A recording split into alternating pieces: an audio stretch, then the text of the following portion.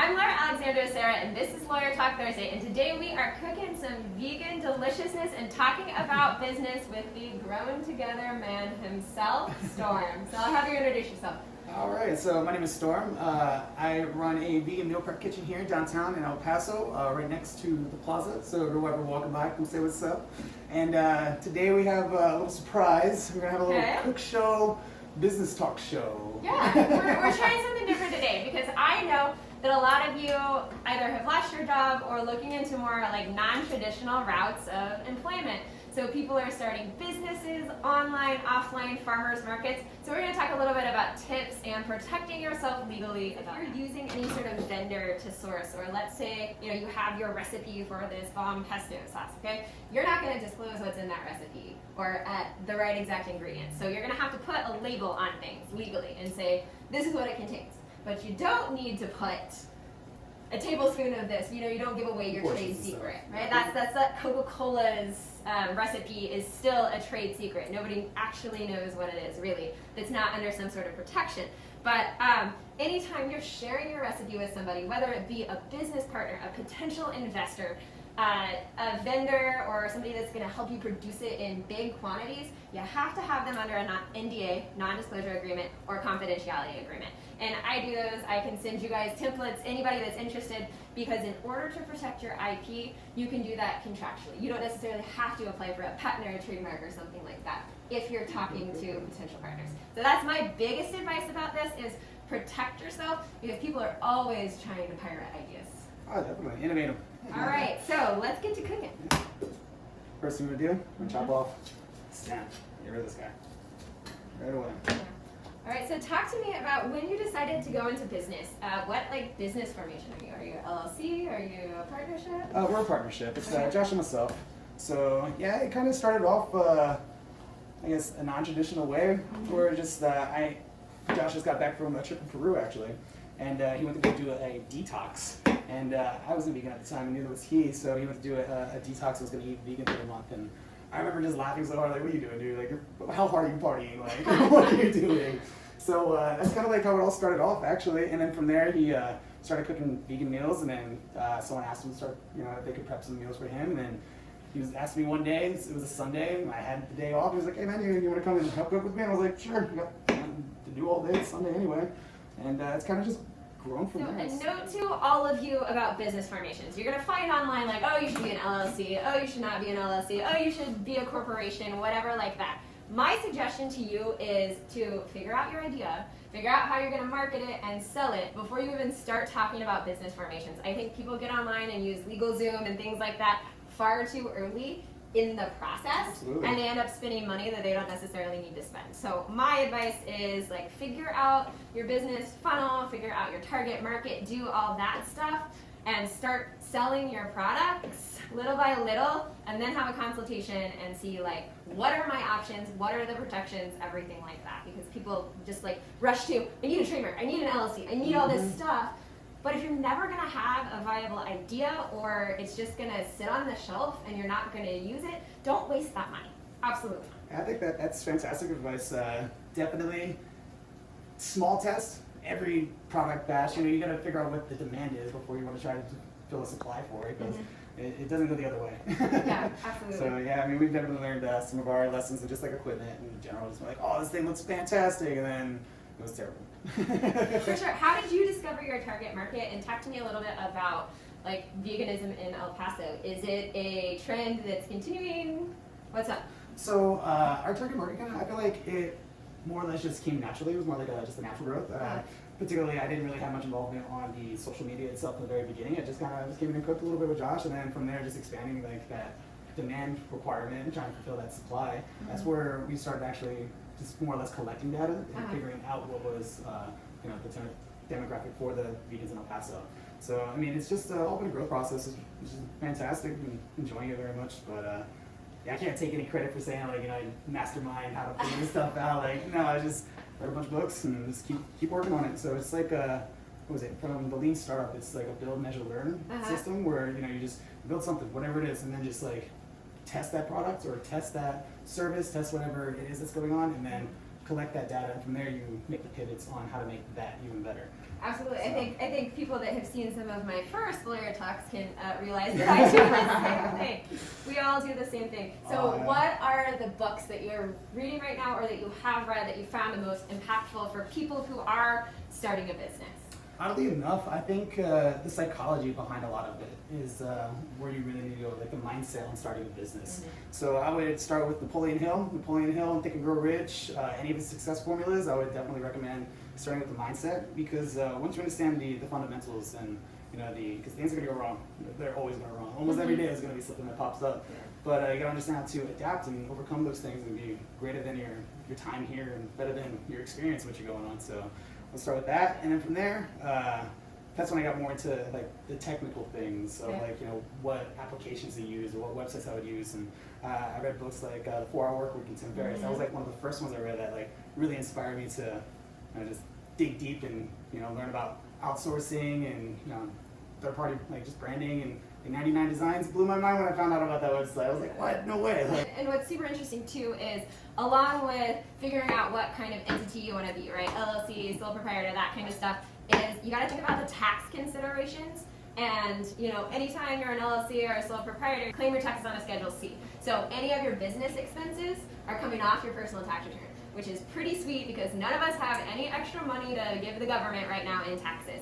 And records, applying for sales tax, doing your franchise tax reports. Like, yes, I know it's going to make you cry, because in order to have a business, you got to be able to do all of those things, regardless of what kind of entity you are. If you're selling products, you got to apply with the Texas Comptroller for sales tax license, right? So if you're selling products, even at a farmer's market, y'all. So all y'all that are not charging sales tax for your products at the farmer's market, you will be breaking the law. Okay? It costs nothing. It costs nothing to apply for that. I can do a video on how to do that. It's super simple. You'll get the license, and then you have quarterly reports where you got to pay your sales tax. And if you don't pay your sales tax, it's a $50 fine each time. Even more if you get caught selling things and not reporting it. So you got to keep good records. I'm gonna stop talking and let you cook. You must be hungry. Yeah, exactly.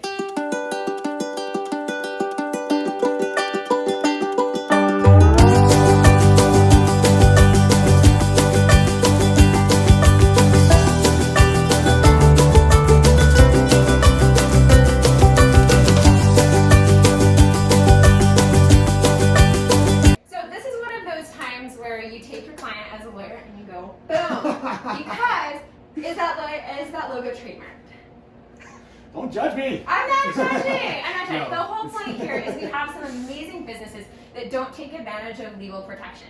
Trademarks is so somebody doesn't steal or dilute your idea. So if somebody came through and had something similar, but their product was trash, the whole point of trademark is so that their trash product doesn't dilute your amazing brand. So if you have something like this, for example, that's about to get trademarked by me without you even asking, because seriously, you can trademark a logo like this if it's most prominently a logo. Think the Apple symbol. That is absolutely a trademark. A very, very expensive trademark. But you can also trademark a phrase, snap it and forget it, for example, which is what I use for my app, right? You can snap and forget your ticket. That's a trademark that I own. So you can trademark taglines, words. Those are called standard character marks.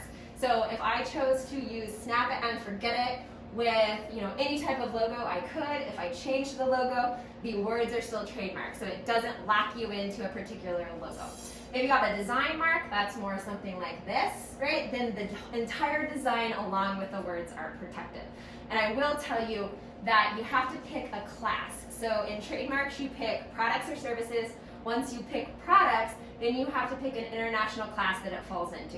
So if you want to trademark, meals, right, or a cookbook or something like that with this design, it's not going to cover if you start producing shirts with that design. So you would have to trademark everything in each particular class.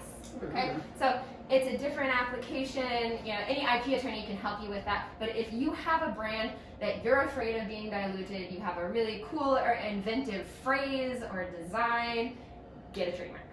So you obviously have a website. right? Yes. Okay. Did you guys design that yourself or did you outsource it? So I actually designed it. Okay, so that's awesome, right? Because that is their IP, their ownership. You own the URL, right? Yes. The www. Yeah, all that good stuff. So what I've been seeing as a lawyer, and we're going to talk partnership for a minute here. You have a partner. A lot of people like to go into things together.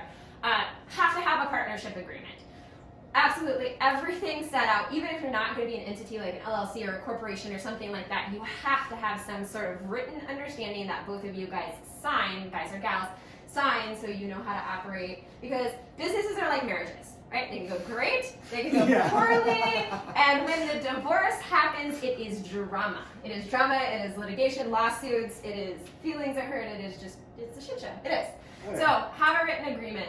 Same thing if you have employees. If you're going to have an employee, even if it's one part-time employee handbooks, standard operating procedures, non-disclosure agreements. I'm going to say that again, right? It not be stealing your recipes or unintentionally disclosing or telling people about information that you don't want people to know. But what I was seeing before is a lot of maybe not tech-savvy individuals. You're very tech-savvy. You created your own website. Would partner with somebody and say, hey, I'm going to handle the, for example, meal prep side of it. Mm-hmm. And then the other guy's like, okay, I'll buy the URL and I will design the website.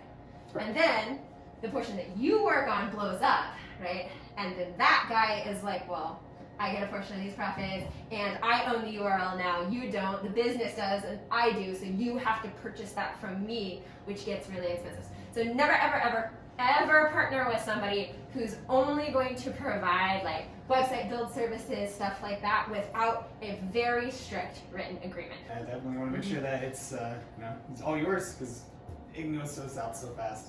Yeah, absolutely. And then that stuff again is why having partnership agreements and wills are really important, because if heaven forbid something happened to one of the partners, that business is an asset that passes either to other partners or to the person's family. So all of these kind of things are tied together when you do have. I recently saw this quote. It was like the young man goes up to the guru and he asks the guru, what's more important? Is it the final destination or the journey? And the guru responded, the company. I usually like just eat my pizza with my hands, but this is a very fork-friendly pizza. Yeah. I'm loving it. Dude, this is my first time even making a cauliflower crust. I've never made one before. Straight up. Really? Yeah, I've never made one before. And I was like, Challenge over here 30 minutes and you make one quick. I would have never known. I just threw it all together like instantly. Okay, so I'm gonna say, I've talked a lot about words to the wise, right? Mm-hmm. What is your like one or two last takeaways to my followers about being in business, starting a business from the business owner perspective? Business owner perspective. I'm gonna eat over here. I would say that a piece of advice that I've heard before was that problems are a good sign.